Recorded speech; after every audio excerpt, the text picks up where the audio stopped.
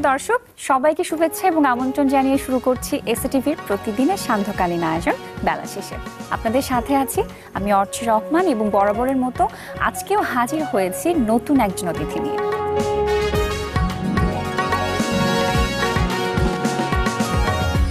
প্রিয় দর্শক, আজ আমাদের সাথে স্টুডিওতে আছেন সঙ্গীত শিল্পী আয়েশা মৌসুমী। চলে যাচ্ছি তার কাছে।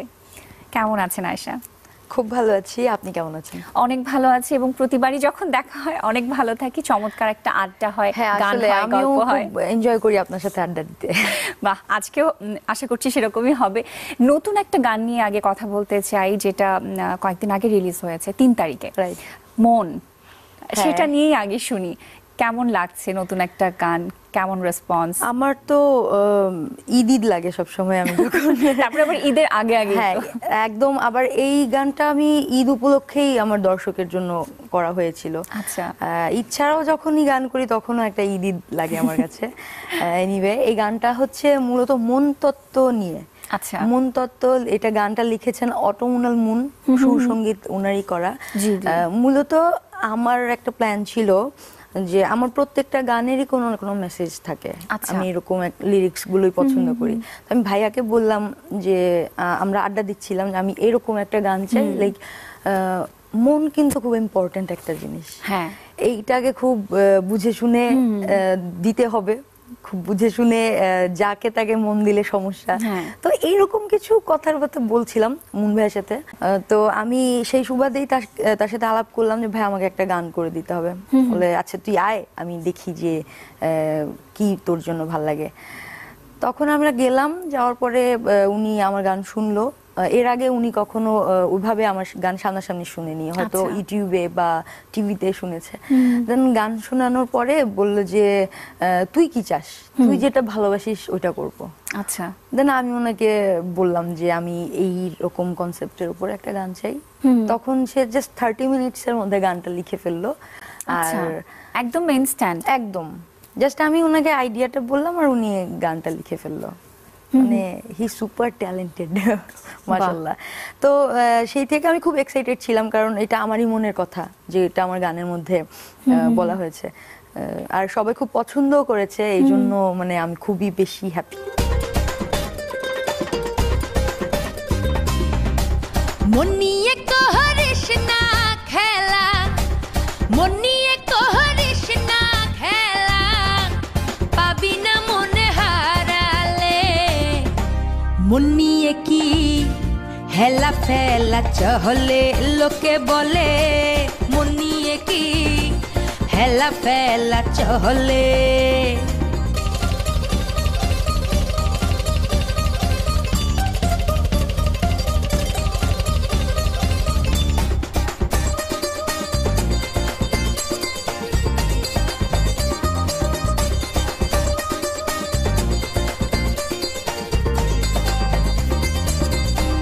তোমার মনে তুমি রাজা, দুনিয়াদারি তোমার প্রজা। তোমার মনে তুমি রাজা, দুনিয়াদারি তোমার প্রজা। নিজে নিজে হেঁকে দাও সাজা, নিজে নিজে হেঁকে দাও সাজা। বন্দি তুমি মন জেলে, মন নিয়ে কি হেলা ফেলা চহলে, লোকে বলে মন নিয়ে কি হেলা ফেলা চহলে। এই ধরনের গানকে কোন জনরাতে আপনি বলতে পারেন? এই গানটা মূলত ফোক ফিউশন জনরাতে আমরা করেছি। গানের কথাটা হচ্ছে লাইক এটার মধ্যে একটা কথা যে তোমার মনের তুমি রাজা, দুনিয়াদারি তোমার প্রজা। নিজেই নিজেকে দাও সাজা, বন্দি তুমি মন জেলে। বাহ, বিষয়টা হয়েছে যে আমাদের মনকে কিন্তু মানে মন আমাদের কন্ট্রোল করে অনেক সময়, কিন্তু যখন আমরা আমাদের মনকে কন্ট্রোল করতে পারবো তখনই কিন্তু আসল অ্যাচিভমেন্টটা হয়তো আমরা পাবো। হওয়া উচিতটা এরকম যে আমরাই মনকে কন্ট্রোল করব, কিন্তু উল্টোটা অনেক সময় হয়ে যায়। এটা হয়তো সবার ক্ষেত্রে হয়। আমার মনে হয় এটা একটা বয়সেরও ব্যাপার আছে, এক একটা বয়সে এক একটা কন্ট্রোলিং পাওয়ার থাকে। বাহ, চমৎকার। এতক্ষণ গানের গল্প শুনছিলাম, তো শুধু গানের গল্প শুনলে হবে না, মিউজিক ভিডিওর কথা একটু জানতে চাচ্ছি। মিউজিক ভিডিওটা আমরা খুব বেশি কোনো বিগ বাজেটের ভিডিও না, এটা এবং খুব মডেল নাই কিছু। আমার ব্যান্ড মেম্বাররা যারা আমার সাথে অলওয়েজ আমি শোতে যাদের সাথে কাজ করি তাদেরকে নিয়েই করা। এর মধ্যে একটা ফিমেল গিটারিস্ট আছে, আচ্ছা, তার নাম নাবিলা, সে খুবই ট্যালেন্টেড।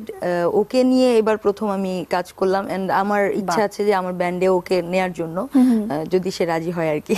বাহ, চমৎকার। এই পুরো টিমটা নিয়ে কি সবসময় কাজ করা হয়, শুধু এবার যেটা বলছিলেন যে গিটারিস্ট নতুন একজন? মোস্ট অফ দ্য টাইম আমি ওদেরকে নিয়েই কাজ করি, আর মাঝে মাঝে এদিক সেদিক হতে পারে কোনো কারো কোনো ইমার্জেন্সি থাকলে, বাট এটাতে আমরা কোনো রাখি নাই। লাইক এখন মিউজিক ভিডিওতে আমরা মনে করি যে মিউজিক ভিডিওটা মেইন, হ্যাঁ, এবং সুন্দর একটা লোকেশনে মডেল নিয়ে যে কাজগুলো করাতে হবে, খুব সুন্দর মডেল লাগবে, লুক লাগবে।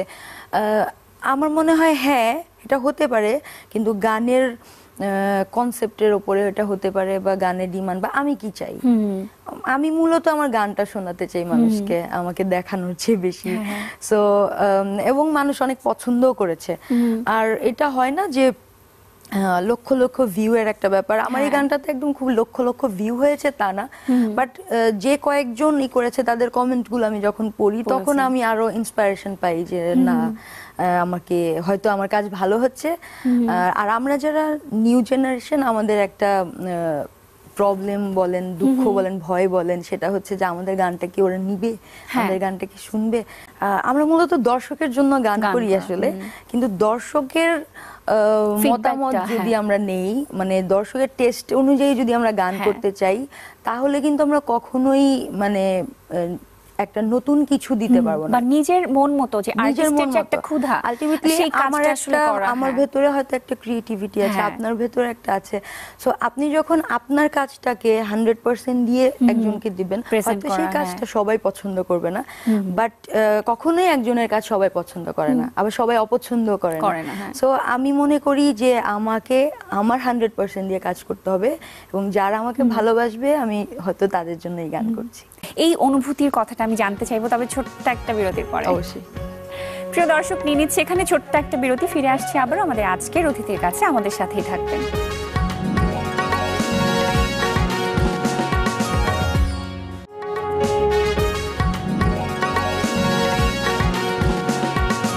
প্রিয় দর্শক, বিরতির পর আবারও ফিরে এলাম বেলা শেষের আজকের এই আয়োজনে। স্টুডিওতে আমাদের সাথে উপস্থিত আছেন সঙ্গীত শিল্পী আয়েশা মৌসুমী। চলে যাচ্ছি আবারও তার কাছে।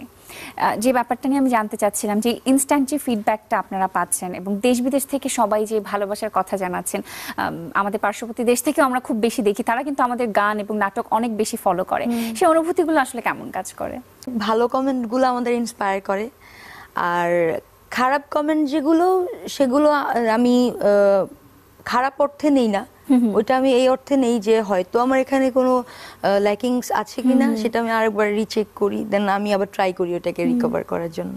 বাহ, মন নিয়ে গল্প শুনলাম। এর পরবর্তী প্ল্যান কি? আর কোন প্রজেক্ট নিয়ে কাজ করা হচ্ছে? আমি তো এখন শুধু নিজের গান করতে চাই, খুবই মৌলিক গান করতে চাই খুব বেশি। রিসেন্টলি আমি একটা গান লিখেছি। আচ্ছা, এবং এটা মনে হয় প্রথম লেখা একটা গান? প্রথম আমি একটা গান লেখার সাহস করেছি আর কি। সো গানটা, এটা যে গান এটা আমি বুঝতে পারিনি, জাস্ট আমার মনে একটা কথা আসলো, আমি লিখলাম। দেন হঠাৎ আমি গানটা লেখার পর আম্মু বললো এটা তো ভালো লাগছে কথাটা, তো তুই এটা ট্রাই করতে পারিস। আচ্ছা, পরে বেলাল ভাইকে যখন দেখালাম গানটা, উনি বললো যে এইটাই ভালো, এইটাই জোশ, এটা নিয়ে নাও। আচ্ছা, এই ইন্সপিরেশনটা কোথা থেকে, যে প্রথম একটা গান লেখা হয়েছে? এটা কেউ আমাকে ইন্সপায়ার করে নাই, কারণ আমি জীবনেও 2 লাইনও লিখতে পারি না, এরকম একটা ব্যাপার। ইনফ্যাক্ট আমি নিজেও তাই জানি, হঠাৎ করে কি হলো আমার মাথায় আমি জানি না, যে লাইক গানের কথাটা এরকম, তুমি পারলা দয়াল পারলা, তুমি কেমনে কইরা পারলা, আমি তো মরাই আবার নতুন কইরা মারলা। আচ্ছা, বাহ। তো এই গানটা হচ্ছে, এই গানটা আমার প্রার্থনার ভাষা। অনেক সময় হয় না যে আমরা কিন্তু অনেক কিছুই পাই আমাদের লাইফে, আবার অনেক কিছু পাই না। যখন পাই না তখন মনে হয় যে অনেক কিছুই পেয়েছি, ওটা কিন্তু ভুলে যাই, ওটা কিন্তু ভুলে যাই। আমরা তখন আল্লাহকে বলি যে আল্লাহ আমার সাথে এটা করলাম, আমি এরকম, মানে আমার অভিযোগের সুরে আসলে যেটা বলি আমরা, মানে আল্লাহ তো আমাদের সবচেয়ে আপন, রাইট? তার থেকে আপন তো কেউ নাই। আমরা নিজের সাথে কথা বলি, আল্লাহর সাথে মনে মনে কথা বলি। আম্মুর কাছে কথা বলতে আম্মুর কাছে যেতে হবে, কিন্তু আল্লাহর সাথে কথা বলতে অলওয়েজ আমরা কথা বলতে থাকতে পারি। সো ওই সময় আমি মানে, তো যিনি এত আপন তার সাথে তো আমি অভিমান, অভিযোগ, ভালোবাসা সবই করতে পারি। তখন আমি মানে এইভাবেই আমি প্রার্থনার সেভাবেই গানটা ভাষাগুলো লেখা আমি হয়েছে। গানের মধ্যে। এবং সেটা নিয়ে কি প্ল্যান হচ্ছে? সেটা নিয়ে বেলাল ভাই অলরেডি টিউন করে ফেলেছে, আমরা মিউজিক কম্পোজ করছে মীর মাসুম ভাই। এটা আমি নেক্সট যে গানটা আমি রিলিজ করব এটা হবে। অনেকক্ষণ গল্প করছি, এখন একটা গান শুনতেই হবে। হ্যাঁ, কোন অবশ্যই। গানটা শুনবো? ওকে, তাহলে আমি আমার নিজের একটা মৌলিক গান করি। আচ্ছা। সেটার শিরোনাম হচ্ছে তাইরে নাইরে, আর লিখেছেন সুর করেছেন শফিক তুহিন ভাই। আচ্ছা, শুনি আমরা। আমার চক্ষু বলে ডাইনে চলো, হৃদয় বলে বায়ে, চক্ষু বলে ডাইনে চলো, হৃদয় বলে বায়ে, সামাল দেব কেমন করে, বেসামালেই মনটারে, তাইরে নাইরে নায়ে, তাইরে নাইরে নায়ে, ও হো ও হো, তাইরে নাইরে নায়ে, তাইরে নাইরে নায়ে। বাহ, চমৎকার। Thank you. যেটা শুনছিলাম যে মৌলিক গান নিয়ে অনেক কিছু পরিকল্পনার কথা বলছিলেন আপনি, এবং কভার সং নিয়ে পরিকল্পনার কথা বলছিলেন। কোনটা বেশি করার ইচ্ছা? এই বছরটা নিয়ে কি প্ল্যানিং হচ্ছে? এই বছরটায় মৌলিক গান নিয়ে আমার প্ল্যান বেশি। আচ্ছা। কারণ হচ্ছে এখন তো আমাদেরকে আমরা কাজ করা শুরু করেছি, আমাদের জেনারেশন। সো আমরা যদি বেশি বেশি মৌলিক গান না করি তাহলে দেখা যাবে যে একটা সময় আমাদেরকে আর কেউ মনে রাখবে না। কারণ যে গানগুলো নিজস্বতা তৈরি হবে একদম না, সেটা যে গানগুলো অলরেডি জনপ্রিয় সেগুলো আমরা গাইতেই পারি, ভালোবেসে গাইতে পারি, কিন্তু আমাদের মৌলিক গানটা বেশি করা সেগুলোর উচিত। ডিমান্ড আসলে সবসময়ই থেকে যাবে। হ্যাঁ, অবশ্যই, কারণ সেগুলো কালজয়ী গান, হ্যাঁ, সেগুলো জনপ্রিয় যে যারা গানগুলো, সৃষ্টি হ্যাঁ। করেছে তাদের অবদান অস্বীকার করা যাবে না অবশ্যই। কখনোই। সো তাদের পাশাপাশি যদি আমরা নিজেদের সৃষ্টিশীলতা মানুষের কাছে পৌঁছে না দেই তাহলে তো আমাদের সৃষ্টি বলে কিছু থাকবে না, আর আমরা বলেও কিছু থাকবে না। থাকবে না। আবারও এই গল্পে ফিরবো, তবে আবারও ছোট্ট একটা বিরতির সময় হয়ে গেছে। প্রিয় দর্শক, নিয়ে নিচ্ছি আবারও ছোট্ট আরেকটা বিরতি। ফিরে আসছি আবারও এক্ষুনি আমাদের আজকের অতিথির কাছে। আমাদের সাথেই থাকবেন।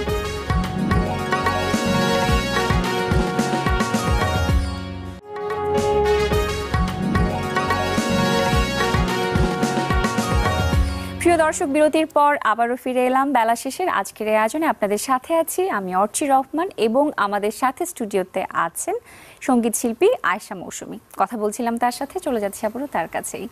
যে মৌলিক গানের পরিকল্পনার কথা আপনি বলছিলেন, যে নতুনত্ব বা নতুন নতুন গান তৈরি করার, সেক্ষেত্রে এখন সমসাময়িক যারা কাজ করছে এবং আপনিও কাজ করছেন, আপনার কি মনে হয় তাদের মূল ফোকাসটা আসলে কোথায় থাকছে? অবশ্যই নিজের গানের ওপরেই তো থাকছে, কারণ আমরা কিন্তু সবাই চেষ্টা করছি আমাদের ভালো কাজটা দেওয়ার জন্য সবার কাছে। এখন মানুষের কাছে পৌঁছানোটাও একটা মূল বিষয় হয়ে গেছে। পাওয়ার ভয়েস থেকেই যাত্রা শুরু হয়েছে, এবং আয়েশা মৌসুমীকে কোন গানটার মাধ্যমে দর্শক বেশি পছন্দ করেছে বা অ্যাপ্রিশিয়েট করেছে? পাওয়ার ভয়েসে আমি পাগল ছাড়া দুনিয়া চলে না একটা গান করেছিলাম। সেই গানটায় আনফরচুনেটলি সেটা ইউটিউব থেকে ডিলিট হয়ে গেছে যে কোনো একটা ভুলের কারণে, বাট সেই গানটা গেয়ে আমি পারফর্মার অফ দ্য ডে হয়েছিলাম ফোক রাউন্ডে। তো সেই গানটা আমাকে মোটামুটি খুব ভালো একটা মানে রেসপন্স দিয়েছে মানুষের, বিকজ আমি যখন পাওয়ার ভয়েস থেকে, আমি কিন্তু টপ 10-এ ছিলাম না, টপ 20-র কিছু দূর পরেই আমি বাদ পড়ে গেছি। তখন ভেবেছিলাম মনে হয় সব শেষ হয়ে গেল, কি হলো, আমার আর কিছু হবে না। ক্যারিয়ারের নিয়ে চিন্তা ছিল তখন? মানে ক্যারিয়ার, অ্যাকচুয়ালি ক্যারিয়ার বলতে কি জিনিস তাও ঠিক মতো তখনও তো গড়ে ওঠেনি আসলে। আমি তো কেবলমাত্র শুরু, বাট ওই যে স্টেজটা, ওটার একটা মায়ায় পড়ে গিয়েছিলাম। যখন বাদ পড়লাম আমি অনেক বেশি কান্না করেছি, অনেক। তারপর এরপরে আমার আম্মু বলল যে, দেখলো আমার আম্মু আমি একদম ভেঙে পড়ছি, বলে যে ভেঙে পড়ার কিছু নাই, বিকজ তুমি যদি গানকে আসলেই ভালোবাসো তাহলে তোমাকে কোনো নির্দিষ্ট কেউ আটকাতে পারবে না, প্ল্যাটফর্ম লাগবে না, তুমি নিজে প্ল্যাটফর্ম তৈরি করো। তুমি হয়তো প্ল্যাটফর্মে সেখানে পাওনি, তুমি নিজে তৈরি করো তাহলে। সেই কথাটা আমার সেটাই আসলে সবার সেই কথাটা ক্ষেত্রেই, আমার হ্যাঁ। খুব লেগেছিল যে তখন আমি একটা প্ল্যাটফর্ম কিন্তু পাওয়া যায়, সেখান থেকে আসলে নিজের Right. ক্রিয়েটিভিটির মাধ্যমে কিন্তু বের হয়ে অনেকেই আসতে তো হয়। আছে যে প্ল্যাটফর্ম পেয়েছে, ফার্স্ট সেকেন্ড কিন্তু থার্ড কাজে হয়েছে, লাগাতে বাট পারেনি, হ্যাঁ। 5 বছর পরে বা 10 বছর পরে হয়তো সে নিজেকে ওভাবে ধরে রাখতে পারেনি। তবে যদি আমি রিয়েলি ভালোবেসে থাকি মিউজিককে, তাহলে অবশ্যই আমি এটা নিয়েই তো থাকবো। হ্যাঁ, আর পাওয়ার ভয়েস থেকে বের হওয়ার পরে কোন কোন কাজ করা হয়েছিল প্রথম দিকে? অ্যালবামের কাজ ছিল কি কোনো? হ্যাঁ, আমার প্রথম প্রথম মৌলিক গান ছিল সাদা কালো। আচ্ছা, সেটা লিখেছেন মিজান, সুর করেছেন অভিজিৎ চক্রবর্তী, জিতু। এরপরে মিক্সড অ্যালবামে কাজ করা হয়েছিল। হ্যাঁ, একটা মিক্সড অ্যালবামে কাজ করা হয়েছে, সরি একটা। আর হচ্ছে আমি আমার নিজের গানগুলো আমি প্রথম থেকে আমি আমার ইউটিউব চ্যানেলে গানগুলো আচ্ছা, দিচ্ছি আচ্ছা। এই কারণে, কারণ আমি অনেক লেভেল গুলো যারা আছে তারা তাদের কাছে আমি গিয়েছি আমার গান নিয়ে। অনেকেই আছে যে তারা ওই রকম ট্রেন্ডি, লাইক সময়ের স্রোতে যেগুলা ভেসে যায়, হ্যাঁ, যে হ্যাঁ। এইরকম গানই করতে হবে, যে এরকম গানগুলো ভিডিওই চলছে করতে এখন হবে, সেটাই করতে হবে। রাইট। তো আমি ওইরকম গান করতে চাচ্ছিলাম না, মানে আমার মনে হচ্ছিল যে অবশ্যই সেই গানগুলো ভালো, এই জন্যই তো সবাই পছন্দ করছে, বাট আমার কথা ছিল যে ইটস ফাইন, এটা ভালো, বাট আমি আমার মতো একটা কিছু তৈরি করব। দেন আমাকে কোনো লেভেল ওইভাবে মানে সাপোর্ট করেনি হ্যাঁ, তখন। সাপোর্ট যা হেল্প এগুলো কিছু করে নেই। দেন আমি ভাবলাম যে ইটস ওকে, দেন আমি আমার চ্যানেলেই আমার গান দিই। দেশের বাইরে তো ট্যুরে যাওয়া হচ্ছে, এই বছরে কোনো প্ল্যান আছে কিনা, বা গত বছরে কোথাও যাওয়া হয়েছিল কিনা?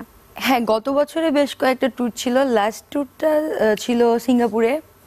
ওখানকার বাংলাদেশি যারা আছে, শ্রমিক ভাই বোনেরা, তাদের জন্য একটা কনসার্টের আয়োজন করা আচ্ছা, হয়েছিল। বাহ। আর এরপরে আপাতত এই বছর একটাও ট্যুর হয়নি। হ্যাঁ, আবার নেক্সট জুলাইতে আবার একটা প্ল্যান আছে ইউরোপ ট্যুরের, দেখা যাক কি হয়। এবং ট্যুরগুলোতে কোন ধরনের গানগুলোর আসলে ডিমান্ড থাকছে সবচেয়ে বেশি?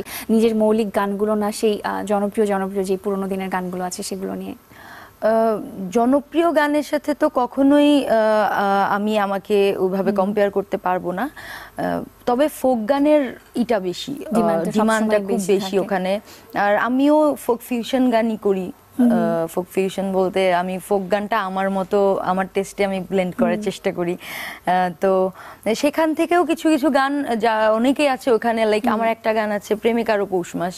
আচ্ছা, এই গানটা খুব বেশি জনপ্রিয় বাইরে, কারণ আমি যতবারই গিয়েছি, লাইক কোরিয়াতে, কানাডাতে, সিঙ্গাপুর, আমি এই কয়েকটা দেশে যখনই ট্যুর করেছি, ওরা এই গানগুলো শুনতে চেয়েছে। এই গানটার ডিমান্ড সবসময় বেশি থাকে। আমার সবগুলো গানের চেয়ে ওই গানটার বেশি। আচ্ছা, তাহলে আমরা যেহেতু অনুষ্ঠানের একদমই শেষে চলে এসেছি, এই গানটা শুনতে শুনতেই বিদায় নিতে চাই, অবশ্যই বাড়ি যেতে চাই। তবে তার আগে আমি দর্শককে বিদায় নিই। শিওর। প্রিয় দর্শক, আজকের মতো এখানেই শেষ করছি বেলা শেষের এই আয়োজন। আবারও দেখা হবে নতুন আরেকটি আয়োজনে, নতুন আরেকজন অতিথিকে সাথে নিয়ে।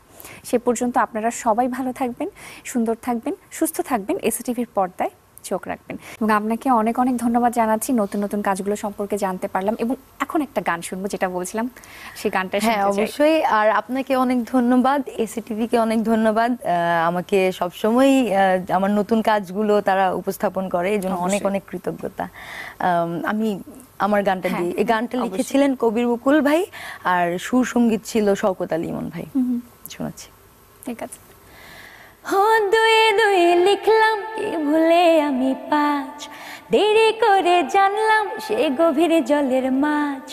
অন্তরে ধুন তুলে করলো সে খুন, আমায় না চাইলো এমনই নাচ। প্রেমিকারও পৌষ মাস, প্রেমিকারও সর্বনাশ, প্রেমিকারও পৌষ মাস, প্রেমিকারও সর্বনাশ, প্রেমিকারও পৌষ মাস, প্রেমিকারও সর্বনাশ, প্রেমিকারও পৌষ মাস, প্রেমিকারও সর্বনাশ। মই দিয়া তুলিয়া গাছে নিল সরাইয়া, ঘুম যেন না আসে স্বপন দিল ধরাইয়া। মই দিয়া তুলিয়া গাছে নিল সরাইয়া, ঘুম যেন না আসে স্বপন দিল ধরাইয়া। বিচ্ছেদে মন থাকে হায়ু চাটন, চুরি ভেঙে সব হইল রে কাজ। প্রেমিকারও পৌষ মাস, প্রেমিকারও সর্বনাশ, প্রেমিকারও পৌষ মাস, প্রেমিকারও সর্বনাশ।